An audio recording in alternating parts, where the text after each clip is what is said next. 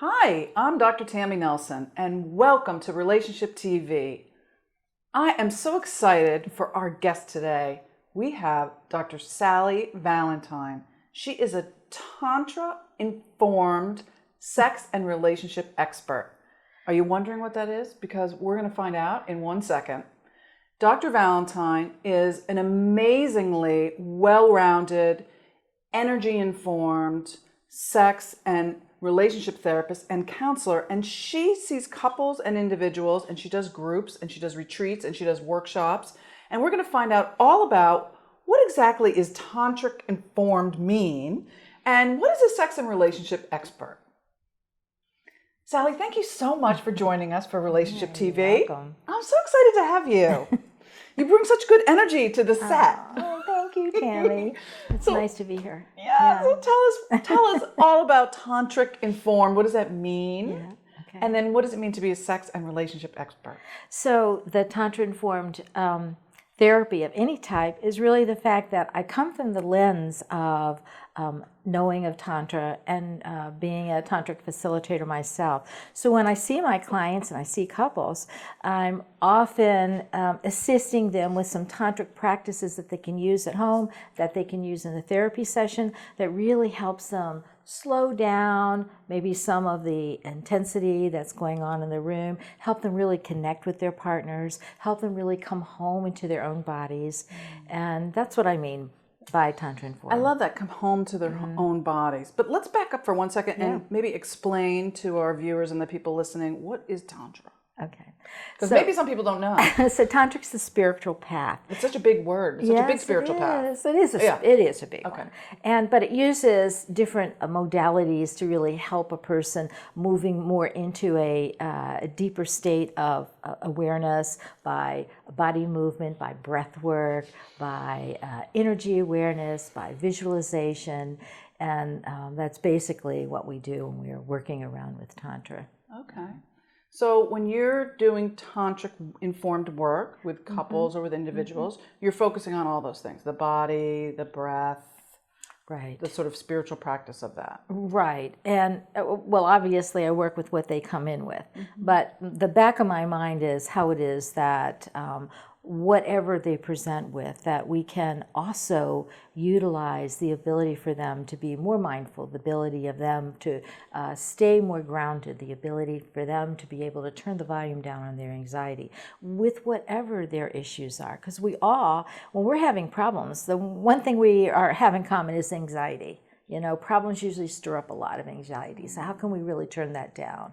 And even just by simple breathing, by being conscious, a conscious breath, and by being conscious by what we're doing within ourselves and consciously how we are with our relationships, with all the people that are in our lives. So I know this is in the moment, we're being mindful. Yeah. Can you share with us what a conscious breath would be like? Like, what would we do if we were anxious right now? Okay. What would a conscious breath be? Okay. So a conscious breath is being aware when you're taking in a deep breath. Well, first off, being even aware to take in a breath. And as you remember to breathe. Remember to breathe. Okay. As you take in your breath, inhaling and being aware of filling your lungs completely, feeling your body as you expand your chest. And when you exhale, allow your belly to return to its resting state.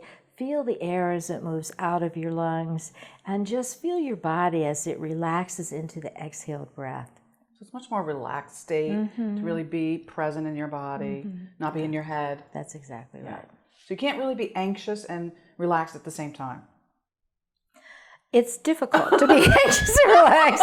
You're like, wait a minute. It is possible, but it's more difficult. Okay. Yeah. Okay, good. It is hard. Okay. It's hard, but it's possible. Okay. So really you give people these skills and practices in your office, but also to take home. So what would be a focus when you're talking about sex, not just the relationship, not just in the moment? Do you integrate these with sex and couples? Oh, absolutely. Because if we're all anxious, how is it that we can even move into more of a sexual state of being if we're all really uptight? So even that breathing is really good to help relax into being more receptive. When we're tight, we're contracted. And we're contracted, how is it we're able to really receive? So it's much easier to be receptive when our body's relaxed. When we feel relaxed and at home in our bodies, then we're ready to receive, and we're more ready then to share. Okay, so you can use a lot of these techniques with couples around sex, around the sharing and receiving idea Giving, of sexual receiving, relationship. the sharing, yeah. Great. The honoring. The honoring. So what are some other ideas that you have when you're with a couple in your office or in a workshop that you integrate this idea of tantric work? Is there another level, or the advanced level, or another practice that you might share with us? Well, there's one thing that I know. love doing when I'm with couples, and when something that I really suggest, and that's with the eye gazing. So to me, this is my favorite piece of a eye tantric, gazing, yes, favorite piece. yes, of teaching someone around some tantric practices that they can use that will really help them feel more connected and also relax them.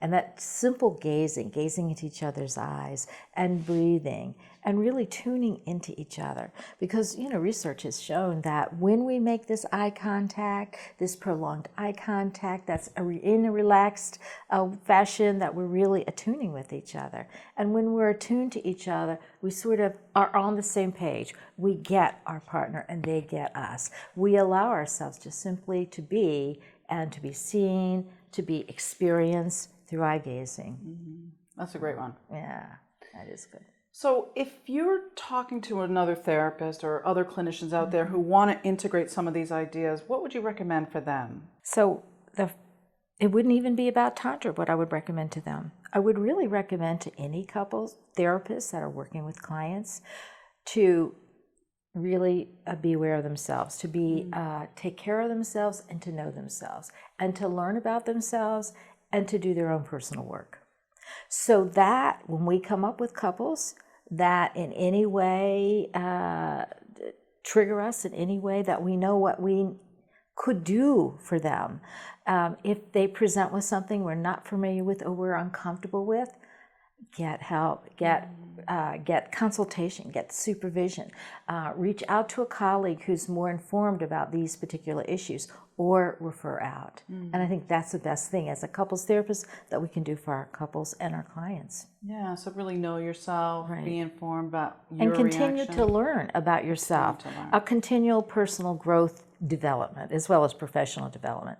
Keep doing taking the classes, learning, reading books, and also learning yourself. Yeah.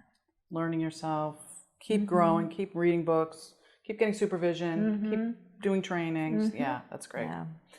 And what might you say to the couples out there or anyone in a relationship that's struggling? I first want everyone to know that basically when couples come in to us, that remind them they're on the same team, because remind the couple they're both on the same team. They're on the same team, yes.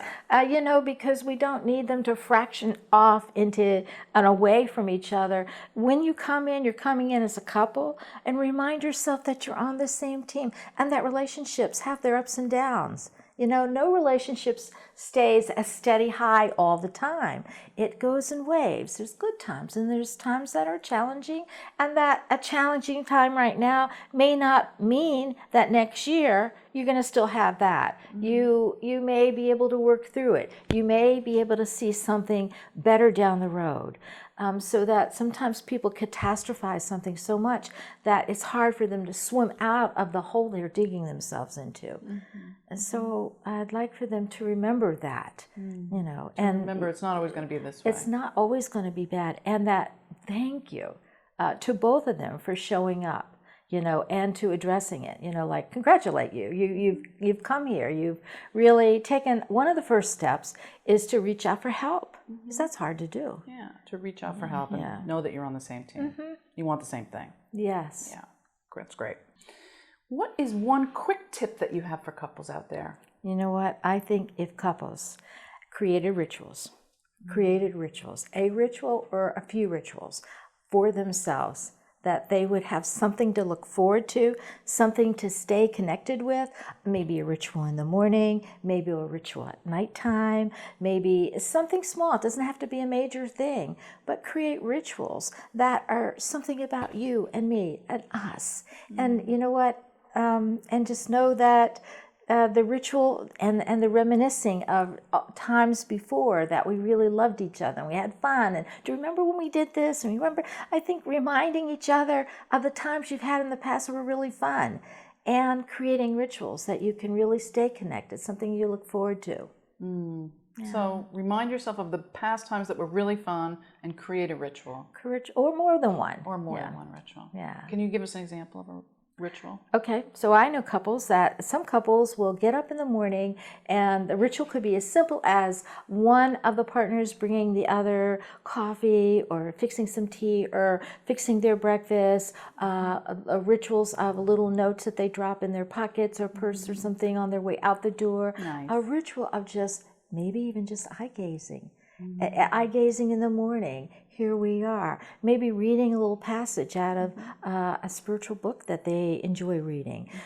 Maybe a commitment every day, a recommitment of something, a little phrase, something they say to each other before they leave for the day. Those are great suggestions. Yeah. Great suggestions. Great tips. Thank you. Thank you, Sally. You're welcome, Tammy. Thank you for having me. Thank you so much for being here. You're welcome. Thank you, Dr. Sally Valentine, for being on Relationship TV. You're a great guest. Thank you. Great information from Dr. Sally Valentine today. I'm Dr. Tammy Nelson. This is Relationship TV, where we put your relationship first to make love last.